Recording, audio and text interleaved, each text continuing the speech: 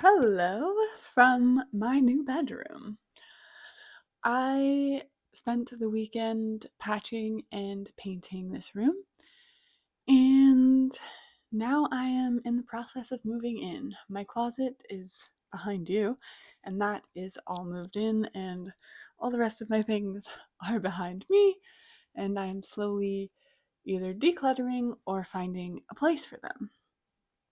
And as I've been doing this, I have been ruminating a lot since finishing my challenge of walking for 30 minutes for 30 days as a way to show up for myself. And I've been thinking of what exactly it means to show up for myself in any given moment, on any given day.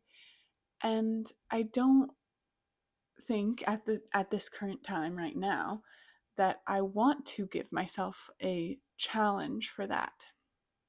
I think there's been a lot of fluctuation in my life recently. Um, all the things with my family and moving rooms, and I've been very, very busy. Just I feel like having plans like every single day after school, and I'm getting a little burnt out. And so for me today, showing up for myself was canceling the appointment that I had in Napa, which meant I didn't have to drive for an hour there and an hour back and stay there for an hour and a half ish. So I saved myself like 4 hours, 3.5 hours. And I just came home and I started going through my stuff because what I really want to do, what showing up for me is right now, is getting some of my goals ticked off, checked off, whatever. I want my room set up before the Lunar New Year, the Chinese New Year, which is February 17th. That is next Tuesday. And we are transitioning into the year of the fire horse from the year of the wood snake, which the wood snake was all about shedding, as snakes do. And the year of the fire horse is like, you better hold on to that saddle if you have one, because it's racing. um, and a lot of the transition in getting ready for a new cycle, a new season, a new year is still shedding. And so while we're in this final week of the year of the snake, it's the remainder of the things we have to shed before we step into this new year. And for me, a lot of what I have to shed is this last 2 months, I've been shedding a lot emotionally. And now that I'm moving, I'm shedding a lot physically. So my intention with this room is I patched all the holes, and when I patched all the holes, I wrote a bunch of words in pencil. Um, Patience, prosperity, power, love, light, authenticity, devotion, just all the things that I want to hold space for in my space and in my energy, and a place that feels like a sanctuary. And so, yeah, with that being said, I am just trying to make sure that everything that I put in here is with intention and it has a purpose and a place in my life and in my energy. And this all is coming from me initially, just I don't like stuff and I never really have, as I've talked about before in my walking challenge. Um, but with me moving, it's brought on this whole other, like, yes, I can just get rid of everything that I possibly can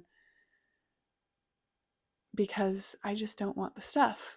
And another fire that got lit under me or lit in me surrounding not having stuff is I was having a conversation with my friend who mentioned that when she was younger, she had this random thought that if she had to get a gift for every single thing that she owned, that would be a lot of gifts. And when she told me that, she was like, I don't even know why I'm telling you this.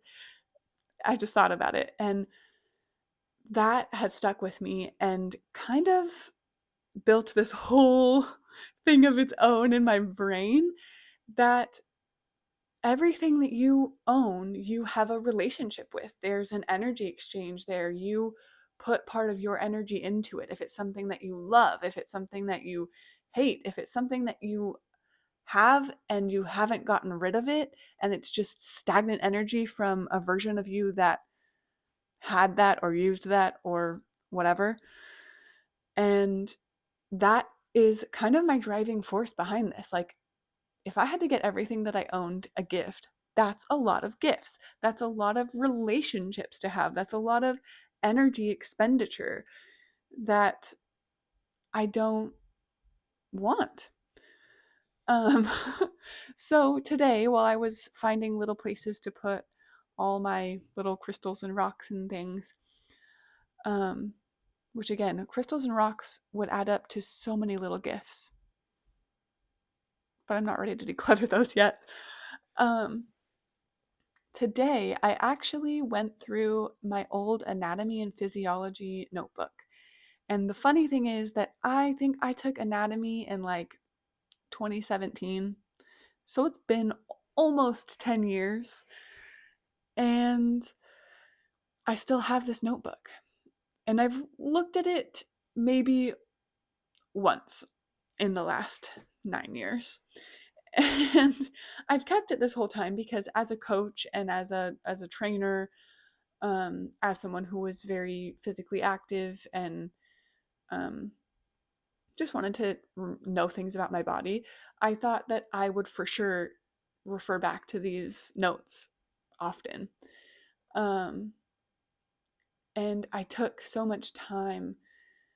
I mean, in my classes, I would write janky, scribbly notes, and then I'd come home and I'd rewrite all my notes and I'd color code them and I'd draw beautiful pictures and color those and label them and highlight all the words and the definitions and the thing. It was just immaculate notes. And I don't know why I kept them this whole time. But today I decided to go through them. And of a giant 1.5 inch notebook, 2 inch notebook, I kept this, which is just like a few things about muscles because that's the main thing that I care about. And pretty much anything, including the muscles that I want to know about, I can look up online. I also have all of my notes on my phone, like on my computer. So I really didn't need the handwritten copies, but it was something about all the effort and the work that I put in to creating that, to creating, like, it felt like a work of art in a way. Like, that was a flippin' book that I wrote on the human body. um, Pictures that I colored and drew. And I think I was keeping that to remember her, who remember who I was. And that kind of goes with the storing things you don't use and that stagnant energy. That part of me I've been storing. I've been keeping her in a tub for 9 years. And because why? If I released that, she's still a part of me. She is a huge part of who I am now, why I am who I am now. Um, and I'm still her, or she's still me. I've grown a lot and I've changed a lot, but I was her. She is still a part of me. And so as I was getting rid of these notes, which are now in my recycling bin, I was just really grateful that I am somebody who takes the time and effort to make pretty things and to study and increase my knowledge and my skill level and push myself to be uncomfortable. And I'm very happy that I was her.